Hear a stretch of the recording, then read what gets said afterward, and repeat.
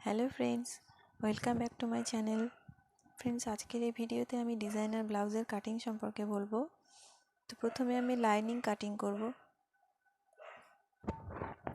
আমার মেজারমেন্টে চেস্ট রয়েছে 36 ইঞ্চিকে 4 দিয়ে ভাগ করলে হয় 9 এবং তার সাথে আমি আরও 2 যোগ করব, যোগ করে 11 নেব। প্রথমে আমি 15 ইঞ্চিতে মার্ক করব, কারণ আমার মেজারমেন্টে আছে লেংথ 14 ইঞ্চি, তার সাথে 1 যোগ করতে হবে সেলাই মার্জিনের জন্য। প্রথমে শোল্ডার এবং আর্ম হোলের জন্য মার্ক করব 7 ইঞ্চি 36 সাইজের জন্য। এবারে চেস্টের জন্য নেব 36/4 সমান 9 এবং তার সাথে 2 যোগ। এবার আর্ম হোলের এভাবে গোল করে নেব। এখানে 1.5 ইঞ্চি মতো নিয়েছি।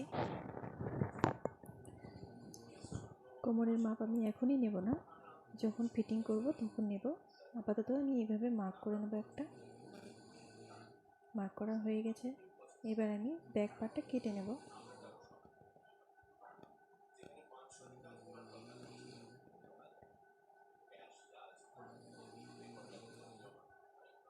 ব্যাক পার্টটা কাটিং করা হয়ে গেছে।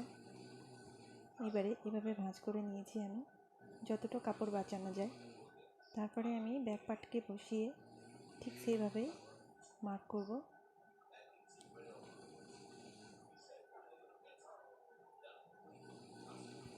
এদিকে 1/2 ইঞ্চি আমি এক্সট্রা করে নিয়ে নেব সেলাই মার্জিনের জন্য। হুক পট্টি এখানে লাগাতে হবে, সেই জন্য নিচের দিক থেকেও আমি 1/2 ইঞ্চি বেশি করে নেব। এবারে আমি ব্যাক পার্টটাকে বসিয়ে ঠিক সেইভাবে মার্ক করে নেব।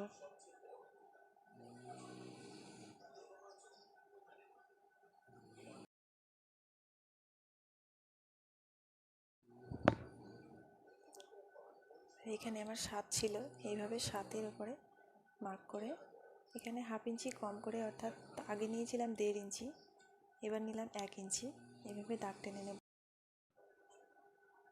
মার্ক করা হয়ে গেছে, দাগ টেনে নিয়েছি এভাবে। এরপরে আমি আর্ম হোলের দিকে 1 ইঞ্চি এবং নিচের দিকে 1.5 ইঞ্চি করে বাড়িয়ে নেব।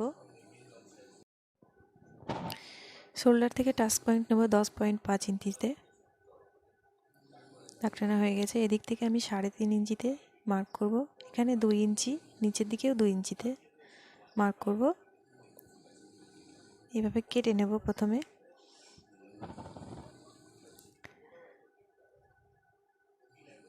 কাটিং করা হয়ে গেছে।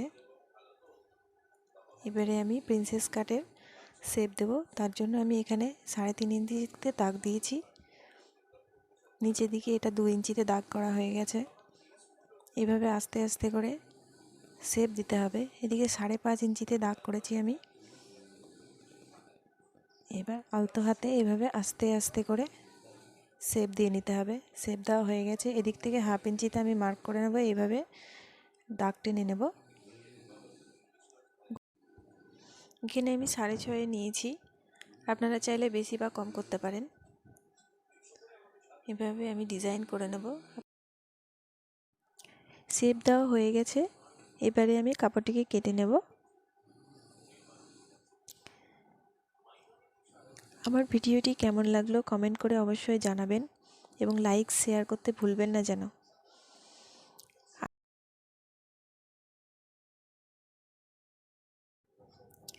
আর এরকম নতুন নতুন ভিডিও আরও পেতে হলে আমার চ্যানেলটিকে অবশ্যই সাবস্ক্রাইব করবেন এবং চ্যানেলটির সাথে যুক্ত থাকবেন।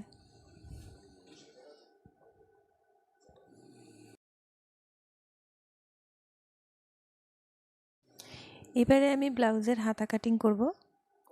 হাতা কাটিংয়ের ভিডিও দেখতে হলে ডেসক্রিপশানে আমি লিঙ্ক দিয়ে দেবো।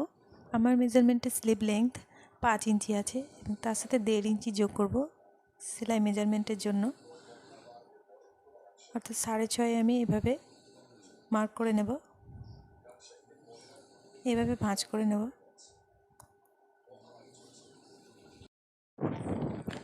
দুরকমভাবে আর্ম হোলের মাপ নেওয়া যায়। এইভাবে ব্লাউজে আর্ম হোল যেরকমভাবে আসছে ঠিক সেই মাপটাই এখানে 2.5 ইঞ্চি এক্সট্রা নিয়ে নেব।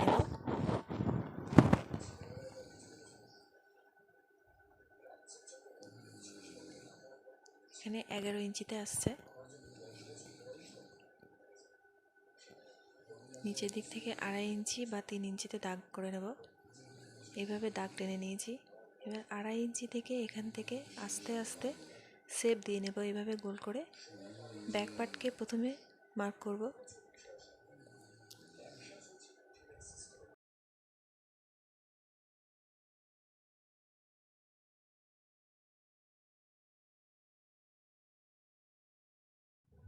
ফ্রন্ট পার্টের জন্য শেপ দেওয়া হয়ে গেছে, এবারে আমি কেটে নেব। হাতা কাটিং করা হয়ে গেছে, দুটো স্লিভ একসাথে কেটেছি আমি।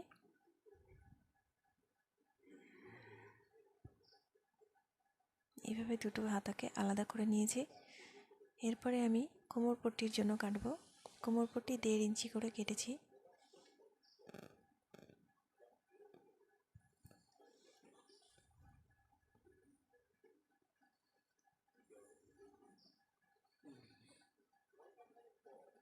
কোমর পট্টি 1.5 ইঞ্চি করে কেটে নিয়েছি।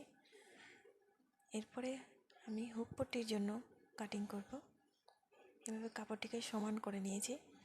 সমান করে নিয়ে দুটো হুক পট্টি একসাথে কাটব। আমি 3.5 ইঞ্চি করে কেটে নিয়েছি।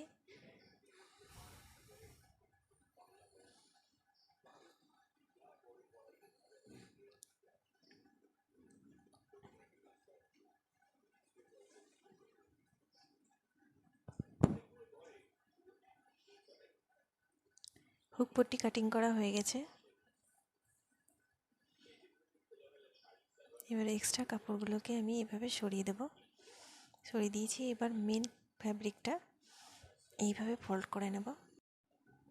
কাপড়টিকে প্রথমে আমি উল্টো করে ফোল্ড করে নেব।